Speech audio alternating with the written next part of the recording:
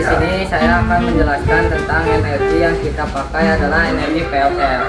PLTS adalah pembangun listrik tenaga surya yang mengubah energi matahari yang menjadi energi listrik lalu melalui panel surya. Panel surya juga mengubah energi matahari menjadi energi listrik melalui fotovoltaik.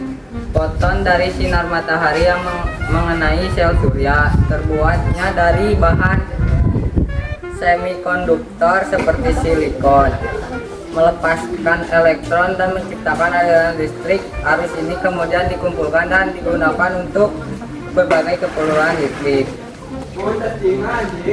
Di sini kita akan menjelaskan tentang tujuan dan manfaat PLTS. Tujuan utama penggunaan listrik dari panel surya ke cahaya atau lampu adalah untuk menghasilkan energi listrik yang bersih dan terbarukan dari cahaya matahari yang kemudian digunakan untuk penerangan. Hal ini mengurangi ketergantungan pada energi fosil dan meminimalkan dampak negatif terhadap lingkungan. Selain itu, penggunaan lampu tenaga surya juga dapat menghemat biaya operasional karena tidak memerlukan tagihan listrik bulanan setelah instalasi awal. Manfaat pembuat listrik dari panel surya untuk lampu penerangan sangat beragam, mencakup penghemat biaya, ramah lingkungan, dan kemudahan instalasi.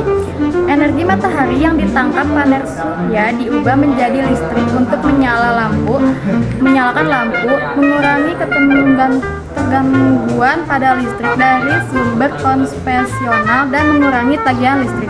Selain itu, penggunaan panel surya membantu mengurangi emisi gas rumah kaca dan jejak karbon, menjadikan solusi yang berkelanjutan dan ramah lingkungan.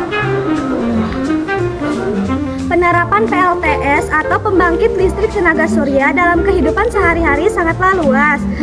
Mulai dari skala rumah tangga hingga fasilitas publik, PLTS menggunakan panel surya untuk mengubah energi matahari menjadi energi listrik yang dapat digunakan untuk berbagai keperluan seperti contohnya penerangan rumah, pemanasan air, pendinginan ruangan, sistem pompa air, menggerakkan kendaraan listrik, sistem pengisian daya untuk perangkat elektronik, penerangan jalan umum.